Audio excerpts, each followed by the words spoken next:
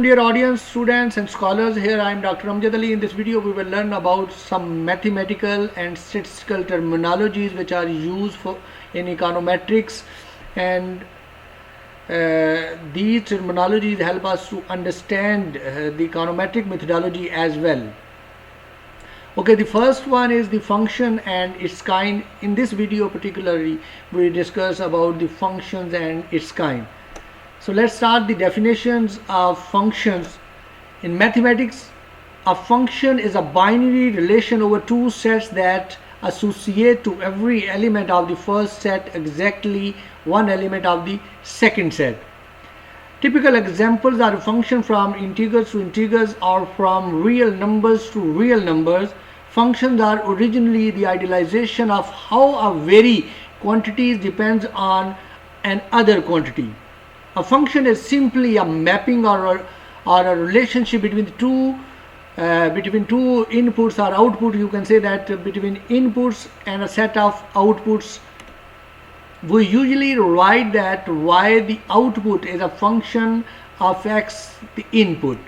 We can call the dependent variable output and independent variable as input. Here we have y is equal to y is the function of x. So here we have a y dependent variable output and x independent variable as input.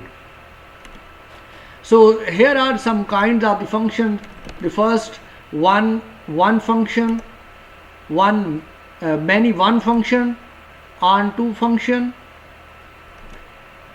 into function, polynomial function, linear function, identical function, quadratic function, rational function, cubic function, fractional function, or fractional part function, even and odd function, composite function, constant function, identity function, algebraic function, and periodic function.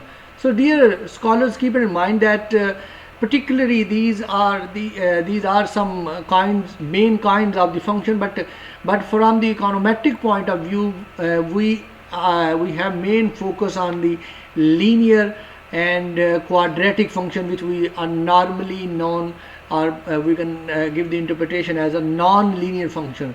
So econometric point of view, our main concern with the linear function and quadratic function. So we are focusing our discussion toward the linear and non-linear function from onward. So these all functions have different definitions which are available in the existing literature, but as I told you that our main concern is not to discuss the whole of these kinds of the function. Our main concern from econometric point of view is linear function, quadratic function, which we known as non-linear function. Okay, linear versus non-linear function. Y could be a linear function of x where the relationship can be expressed as a straight line on a graph, or a y could be a non-linear function of a x, in which case the relationship between the two variables would be represented graphically as a curve.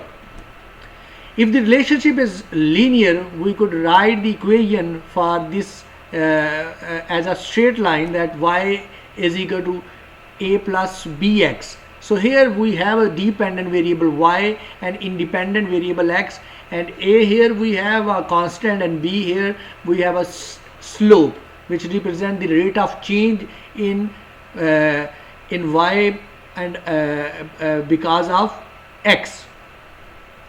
Okay, if the relationship is non-linear, we could write the equation as y is equal to a plus bx plus cx square. Okay, see here we have a other variable, second variable, which have a square. So when we have a power function in our equation, then we can call it a non-linear relation or non-linear function. So see here we have a y dependent variable, x dependent variable, and x square dependent variable, and here we have three parameters, a, b, and c are three parameters. A is our constant, b and c are the slope, which show the shows the rate of change from x to x square towards dependent variable y.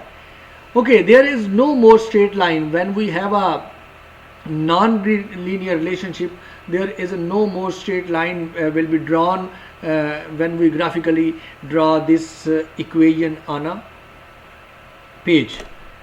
Okay, here we have some graphical presentation for the linear and non-linear function. Linear function, if we have a dependent variable y and independent variable x, and if we draw these variables on the graph and the graph look like a straight line, then we can call it a linear function. And if the graphical presentation look like that, between the x and y look like that, then we can call it a linear function. And if the graphical presentation is also look like that, then we can call it also a linear function. So see, here we have a straight line, and here we also have a straight line, and here we have a also straight line. But for the non-linear function, the graphical presentation of dependent variable y and x come as it is normally known as a U-shaped relationship. If the graphical presentation look like a U-shaped relationship, we call it a non-linear function. And if the graphical presentation of x and y look like inverted U shape, then we also call it a non-linear function or non-linear relationship of the variable. Okay, if the graphical presentation of dependent variable y and independent variable x look like that in a curve shape, this is also known as non-linear function or non-linear relationship between the y and x. Okay, quadratic function. As I told you that the quadratic function is also known as a non-linear function, but here we only explaining the quadratic function with respect to mathematics. So if we have a equation like that, y is equal to a plus bx plus cx square, so this is a non-linear or quadratic function.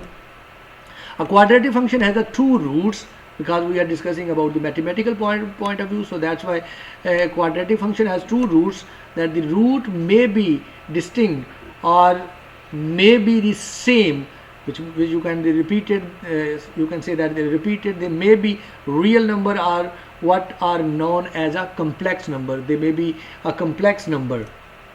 The roots can be obtained either by factorizing the equation or contracting it into a parenthesis by completing the square, or by using the formula, quadratic formula in front of you, x is equal to minus b minus plus minus under root b square minus 4ac divided by 2c. So you know that if you have an equation, there are different methods for solving that equation. That is factorization.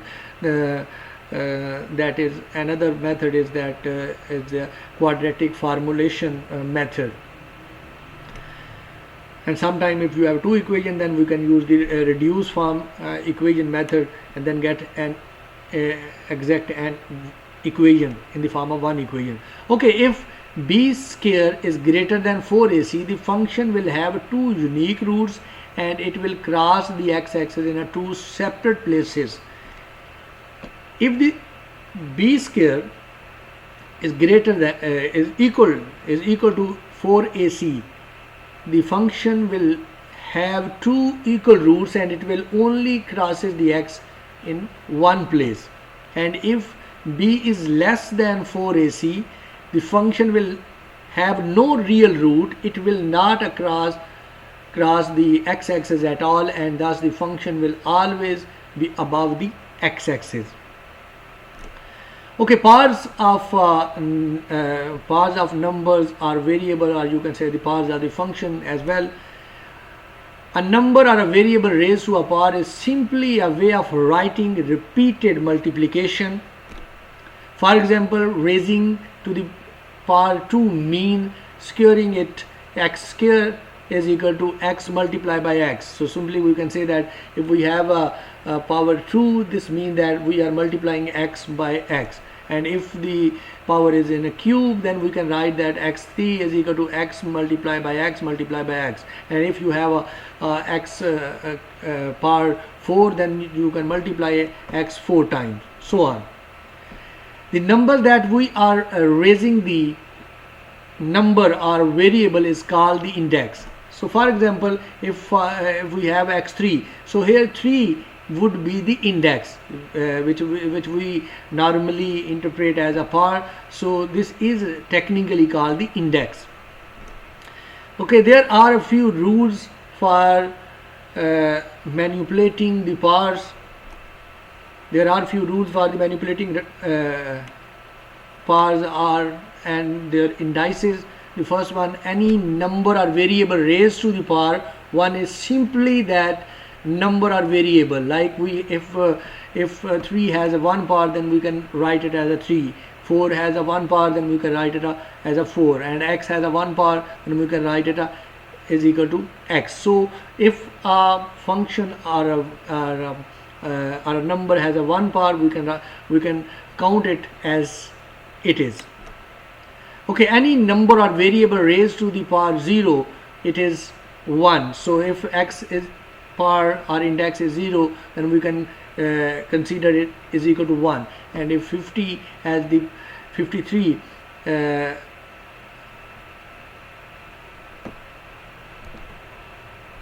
like that, 503 has 0 power or 0 index, then we can also say that it is equal to 1.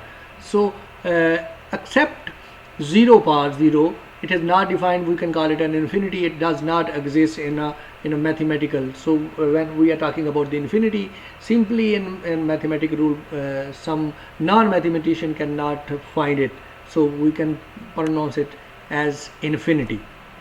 Okay, if the index is a negative number, this means that we divide 1 by that number. For example, if the index has minus 3, x has a minus 3 index, then we can write it x over x3.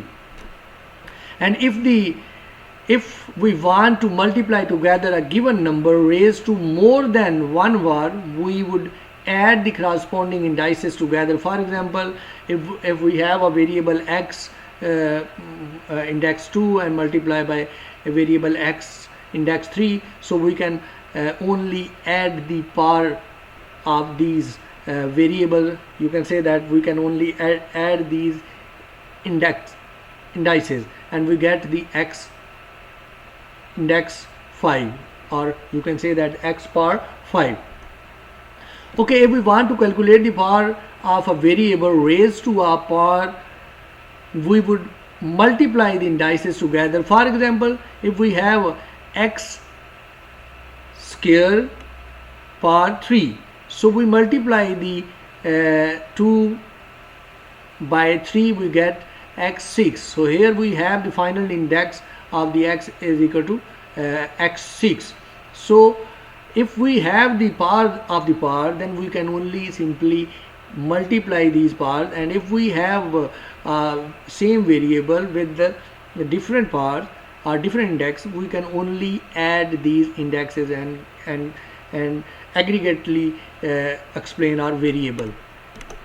Okay, if we want to divide a variable raised to a power by the same variable raised to another power, we subtract the second index from the first index. For example, if we have x3 divided by x2, so if we want to get the value of only x, then we can subtract x power or index 3 minus 2, we get only x. So if we want to divide a variable raised to a power by a different variable raised to the same power, the following result applies. Like we have x divided by x whole power 2 or whole index 2, then we can write it x square divided by y square. The power of a product is equal to each component raised to the power. For example, if we have two variables, x multiplied by x whole power 2, then we can write it x square cross or multiply by y square.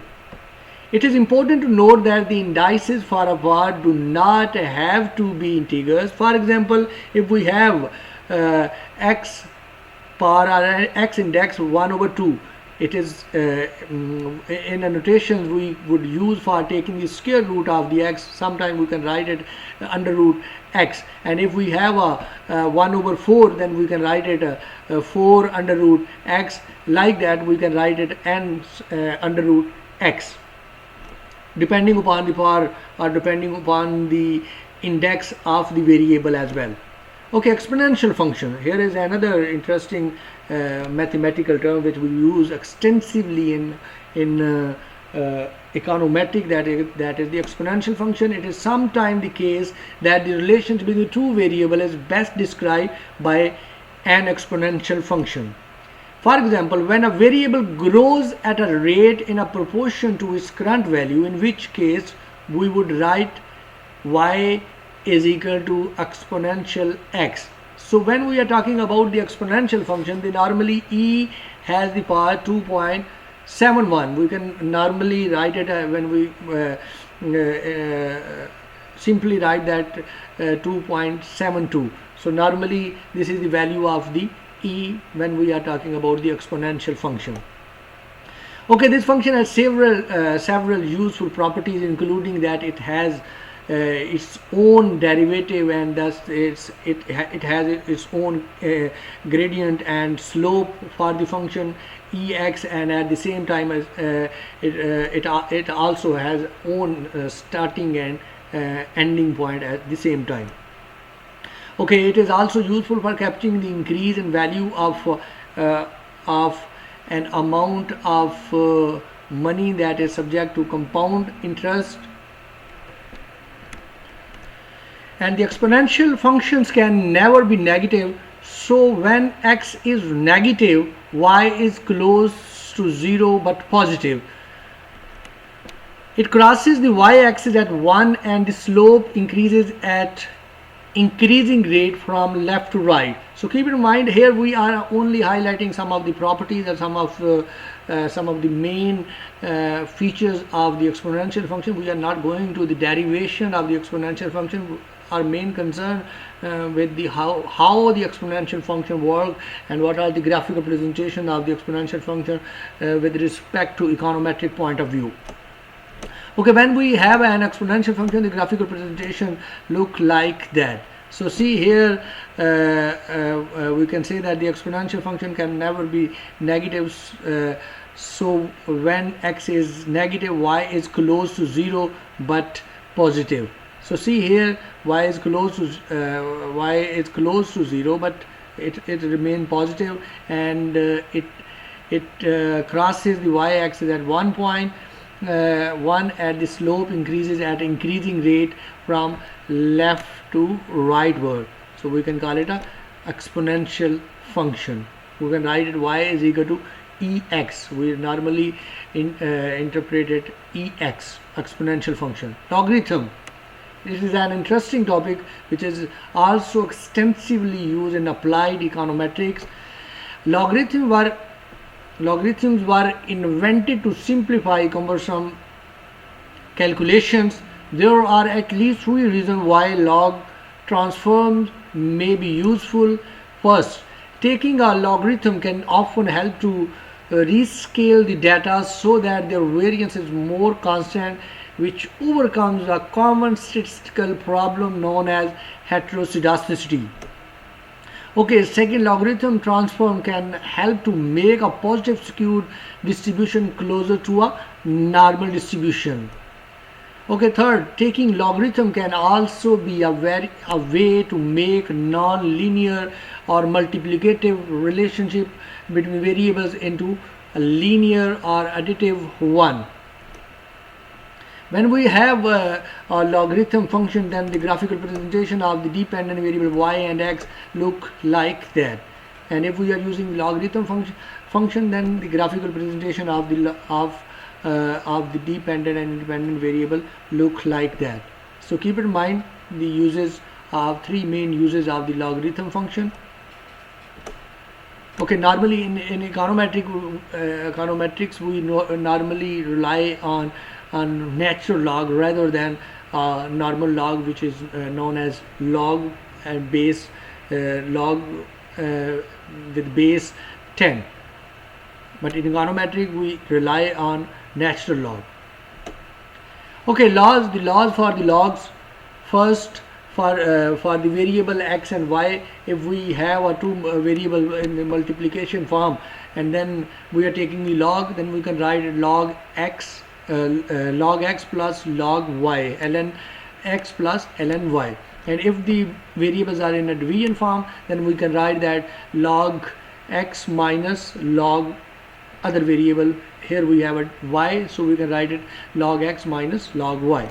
And if we have a constant multiply with the variable, then we can write the constant before taking the log of variable. So first take the log of the variable and then multiply with the constant of any number. Here c is the constant and you can put it any number, but you can take the log of a variable. If you take the log of the constant, like here we are taking the log of 1, 2, 3, 4, 5, like that type of constant. If we are taking the log of constant, then normally ln 1 is equal to 0. If we are taking the log of 1, then it is equal to 0. Okay, when we are taking the